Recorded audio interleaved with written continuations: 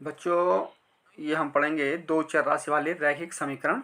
ये हमारा तीसरा चैप्टर है और इसमें जो महत्वपूर्ण बिंदु हैं वो आपको बता दिया जा रहा है कि यही आपके लिए आएगा कि दो चर राशि वाले रैखिक समीकरण का मानक या व्यापक रूप क्या होता है। तो मानक या व्यापक रूप ax plus b y plus c is equal to 0, ये इसका मानक या व्यापक रूप कहलाएगा, जिसमें a, b और c वास्तविक संख्या हैं तथा x और y चर राशि कहलाती हैं, जिसमें c अचर पद कहलाएगा। दो चर राशि वाले रैखिक समीकरण युग्म का व्यापक या मानक रूप। तो जब हम कहेंगे कि रैखिक समीकरण का मानक रूप, तो ax plus b y plus c equal to 0, और जब युग्म की बात आएगी रैखिक समीकरण युग्म, तो उसमें ये समीकरण दो समीकरणों में बन जाती है, जिससे हम कहेंगे a1x plus b1y plus c1 equal to 0 और a2x plus b2y plus c2 equal to 0। तो ये दो चर राशि वाले रैखिक समीकरण युग्म का व्यापक रूप कहलाएगा। अब जो ये हमारे समीकरण है रैखिक समीकरण, इसके हल किस प्रकार से हम प्राप्त करेंगे। तो समीकरण निकाय के जो हल होता है, पहला हल होता है संगत हल। संगत हल किसे कहेंगे? यदि समीकरण निकाय a1x plus b1y plus c1 equal to 0 और a2x plus b2y plus c2 equal to 0 के हल विद्यमान हैं, तो दिया गया समीकरण निकाय संगत कहलाता है। संगत निकाय दो प्रकार के होते हैं।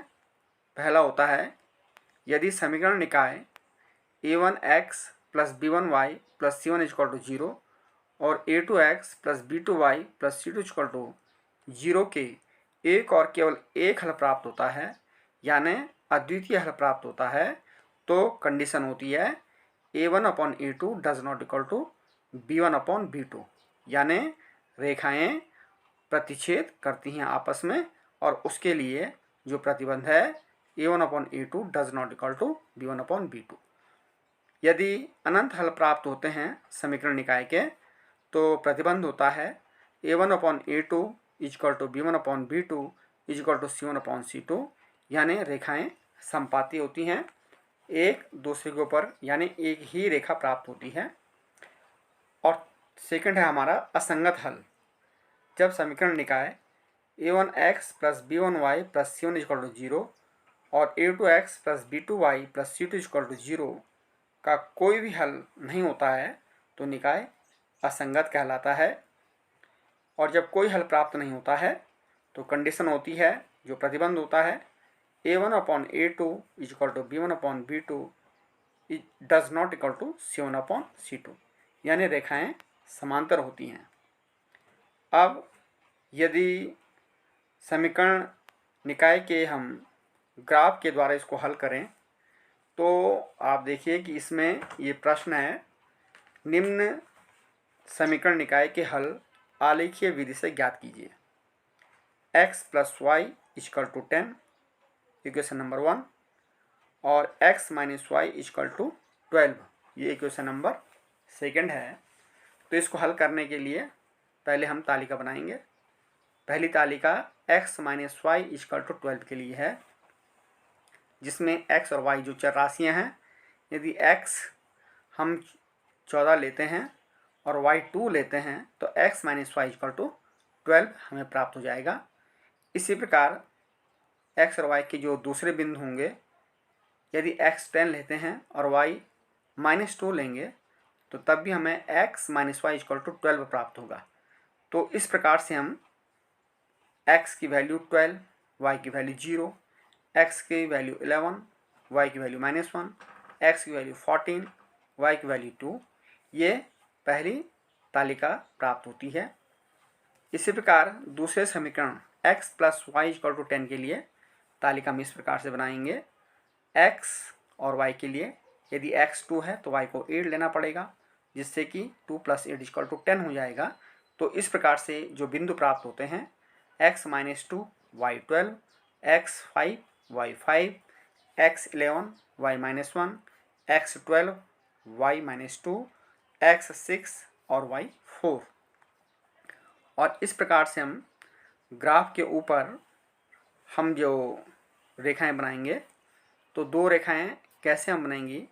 जो पहला x minus y equal to 12 के लिए जो रेखा बनेगी, ये ग्राफ में हम ये बिंदु ले लेंगे x 14 और y 2। तो x 14 और y 2 बिंदु लेने से आप इनको देखिए कि कहाँ कहाँ पे ये बिंदु आपको मिलेंगे। जब ये दोनों रेखाएं इन बिंदुओं पर बनाती, क्योंकि सीधी रेखा एक रैखिक समीकरण से सीधी रेखा बनेगी, तो दोनों रेखाएं हमारी एक बिंदु पर मिल रही हैं। और ये जो बिंदु है जहाँ पे दोनों रेखाएं प्रतिच्छेद कर रही हैं 11 और -1, इसको हमने लिया हुआ है। क्योंकि इस चित्र में आप देखिए ये स्पष्ट है कि दोनों समीकरण की सरल रेखाएं बिंदु 11 और -1 पर प्रतिच्छेद करती हैं, इसलिए x इक्वल टू 11 और y इक्वल टू -1 इसका हल होगा। इसी प्रकार से जो प्रश्नों के प्रकार हैं वो अलग अलग प्रकार के आप इसमें ले सकते हैं। जैसे ये प्रश्न है, निम्नलिखित में से कौन से रैखिक समीकरण के युग्म संगत और असंगत हैं। पहला प्रश्न है x plus y equal to 5, समीकरण नंबर 1, और 2x plus 2y equal to 10, समीकरण नंबर 2। तो फर्स्ट में देखिए, इसमें दिया गया रैखिक समीकरण युग्म x plus y equal to 5, या इसको हम लिख सकते हैं x plus y minus 5 equal to 0, ये हो गया समीकरण नंबर 1। और 2x plus 2y equal to 10 या 2x plus 2y minus 10 equal to 0, equation number 2। तो उक्त समीकरण युग्म की तुलना a1x plus b1y plus c1 equal to 0 तथा a2x plus b2y plus c2 equal to 0 से करने पर a1 equal to 1, b1 equal to 1 और c1 equal to -5, a2 equal to 2, b2 equal to 2 और c2 इक्वल टू -10 होता है। तो यहाँ पे a1 upon a2 equal to 1/2, b1 upon b2 equal to 1/2 और c1 अपॉन c2 -5 अपॉन -10, जो कि फिर से 1/2 हो जाता है। तो इस प्रकार से यदि हम a1 upon a2 equal to b1 upon b2 equal to c1 upon c2 लेते हैं, तो ये हमें क्या मिलता है कि यह समीकरण युग्म संपाती होंगे और इसको अपरिमित रूप से अनेक हल इसके प्राप्त होते हैं। तो यह रैखिक समीकरण युग्म संगत है। आज के लिए इतना ही, बाकी कल पढ़ेंगे।